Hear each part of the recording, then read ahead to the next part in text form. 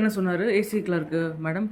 அவர் வந்து நீங்கள் தபால் கொடுங்க அப்படின்னு கொடுத்தாருங்களா. அதுக்கப்புறம் நாங்கள் வந்து உங்களுக்கு ஒரு இது கொடுக்குறோம், இந்த மாதிரி நடவடிக்கை எடுங்க, அத்தாரிட்டி உங்களுக்கு கொடுக்குற மாதிரி அப்படின்னு சொல்லிட்டு அது ஹெட்லார் சொன்னார். அன்றைக்கி ஏசி இல்லை. ஆமாம், அதான் நான் சொன்னேன். அதுக்கப்புறம் இது வந்து தபாலே வரலையே. ஓகே, கேட்க முடியும் அடுத்த கட்டம். அதுதான் ஃபர்ஸ்ட் நான் போட்டது தான் அவங்க வந்து கால அவகாசம் கேட்டாங்க. இந்த மாதிரி கோயில் வந்து கிராம கோயில் பழக்க வழக்கப்படி நாங்கள் எப்படி ஒப்படைக்கிறோமோ அப்படி ஒப்படைக்கிறோம் அப்படின்னு. அது அவங்க ஒப்படைக்கிறேன்னு சொல்லிட்டும் போது இன்னும் திங்ஸ் வந்து கொஞ்சம் ஈஸியாக தானே போகும். அதான் கால அவகாசம் கிடக்குனால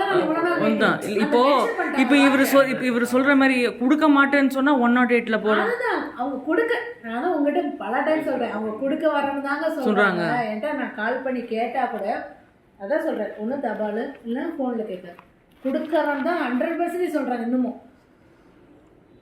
ஆனா எப்போ இதுவரையுமே கொடுக்க மாட்டேன்னு சொன்னதே இல்லை. நான் ஃபர்ஸ்ட் டைம் அங்க வந்து நீங்க ரிட்டர்ன்ல வாங்கிட்டீங்களா? அவங்க கிட்ட ரிட்டர்ன்ல வாங்கிட்டீங்கல்ல? கொடுக்கறேன்னு தான் சொல்றாங்க. இவரா இதனால கொடுக்குறேன், பேசுறேன், கொடுத்துறேன் மேடம், கொடுத்துறேன் மேடம்ங்கிறாங்க. அந்த இதுக்கு தான் வந்து கால அவகாசம் கொடுங்க. அது ஒரு லெவலுக்கு மேல நம்மளால கொடுக்க இது வரணும் முடியாதுன்னு சொல்லவே இல்லை. நான் ஃபர்ஸ்ட் நான் என்கொயரியில் வந்ததுலேருந்து என்ன சிலதடி பொருள் என்கொயரி பண்ணதுலேருந்து இந்நாள் வரணும். நம்மளோட பொருள் தான் நம்ம கேட்குறோம், அவங்க மற்ற கோயில் பொருள் பற்றி நமக்கு சம்மந்தம் கிடையாது. முடியாது இது ஒன்றும் சொல்லவே இல்லை. அதனால தான் நானும் சரி முடியாதுன்னு சொல்லியிருந்தா வேற மாதிரி தான் சொன்ன மாதிரி 108ல போயிட்டு முடியும் கொடுக்குறேன் மேடம், நாங்கள் கொடுக்கலன்னு சொல்லவே இல்லைங்கிறா. வெங்கடாஜனே சொல்கிறாரு, நான் ஊர் கூட்டாங்க போட்டு நான் ரெக்கார்டும் வச்சிருக்கேன் இல்லையா, ஃபோட்டோவில் வந்து முடியும்னு தான் சொல்கிறாரு. நான் கொடுக்குறேங்க மேடம், நீங்கள் என்ன கொண்டாந்து கொடுக்க சொல்கிறீங்க, நான் கொடுக்குறேன். மரியமாரம்மனை கொடுக்க சொல்கிறீங்களா அப்படிங்கிறாரு. எங்களுக்கு மாரியம்மன் தாங்க அப்படின்னு, மாரியம்மன்லாம் கொண்டாந்து கொடுங்க, நான் கொடுத்து நான் பாதுகாப்பு பண்ணிக்கிறேன், கொடுக்குறேன்னு தான் சொல்கிறாரு. இது வரலும் 1% கூட என்கிட்ட கொடுக்க மாட்டேன்னு சொல்லவே இல்லைங்க. அப்படிங்கும்போது நான் எப்படி அதரடி அதங்க முடியும்? ஆமாம், பட் பாருங்க இந்த வாட்டி இதுக்கு மேலே அவங்க என்ன எதுவுமே அது மாட்டாங்க. அதாவது எப்படினாலுமே அது அவங்க கொடுத்துதான் கீழ் வந்துருச்சு, கவர்மெண்ட் கீழே வந்துருச்சு.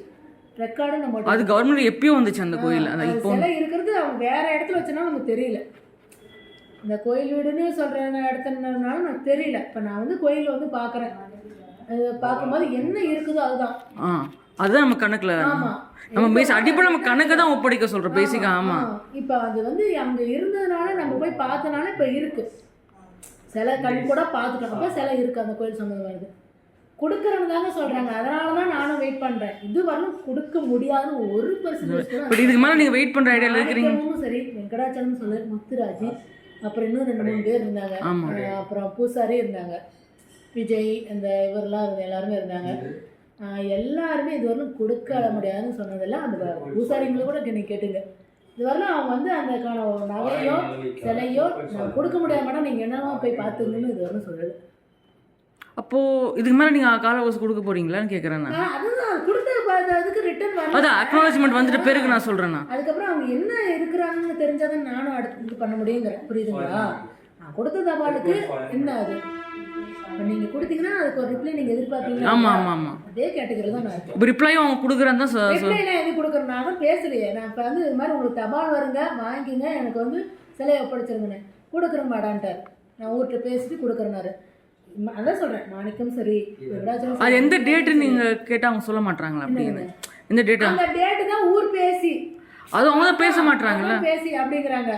அது லோக்கல் இருக்க உங்களுக்கு தெரியும். என்கிட்ட சொல்லும்போது என்ன சொல்லுவாங்க, நான் பேசி சொல்லிட்டு டேட் சொல்கிறேன் மேடம் அப்படின்னு தான் சொல்கிறாங்க. சரிங்க மேடம், பாருங்க நீங்கள் நான் அடுத்த நான் ரிப்ளை எதிர்பார்க்கணும் இல்லைங்களா? சரி, நான் அடுத்த வாரம் ஃப்ரைடே வந்து உங்களுக்கு பார்க்குறேன். அதுக்குள்ளே வந்துடும்ல ஐடி கண்டிப்பாக வந்துடும் இல்லையா? இன்னைக்கு வந்துடும், இல்லை நாளைக்கு வரும், நாளைக்கு சாட்டர்டே. அதனால் வந்து மண்டே தான் வந்து ஒன்று அனுப்பின தபாலே ரிட்டர்ன் அவங்க, இல்லை அக்னாலஜ்மெண்ட் கார்டு வரும், ரெண்டில் ஏதோ ஒன்று வரும். அதுதான் 7 days முடிய போகுது அனுப்பின தேதியிலேருந்து. ஆக்சுவலி இவ்வளோ டைம் டிலே ஆகாது, அதனால நான் வந்துட்டு போனேன். ஆனதே இல்லை. இப்பயும் மோஸ்ட்டாக வந்து அக்னாலஜ்மெண்ட் வச்சு கொடுத்தாலே உரிய நபர்கிட்ட தான் கொடுப்பாங்க. நான் யாருக்கு அட்ரஸ் அவங்க தான் கொடுப்பாங்க. அவர் சொன்ன மாதிரி ஃபஸ்ட்டு அவர் இருக்காரான்னு பார்த்துட்டு, நான் இருக்கும்போது வரல அப்படிங்கிற மாதிரி சொன்னாங்கன்னா அதை நோட்டீஸ் விட்டுட்டு இருப்பாங்க. அப்படி இல்லை 3 டைமும் போய் பார்க்கும்போது தான் ரிட்டர்ன் ஆகும். ஏன்னா உரிய நம்பர் தான் அதை சைன் பண்ணணும். அதனால் இப்போ நீங்கள் சைன் உங்கள் பேரில் நான் போனால் நீங்கள் பண்ணிங்கன்னா உங்களுக்கு உங்கள் இப்போ இல்லை உங்கள் ரிலேஷன் இருந்தால் நீங்கள் வந்து கேள்வி கேட்பீங்க, நான் ஏன் தபால் நீங்கள் இப்படி வாங்கினீங்கன்னா. ஓகே, அந்த மாதிரி. அதனால தான் வந்து ஆர்பிடிக்கு அவ்வளோ வேல்யூ. சரி மேம், பாருங்கள், பார்த்து அப்புறம் என்ன ஸ்டெப்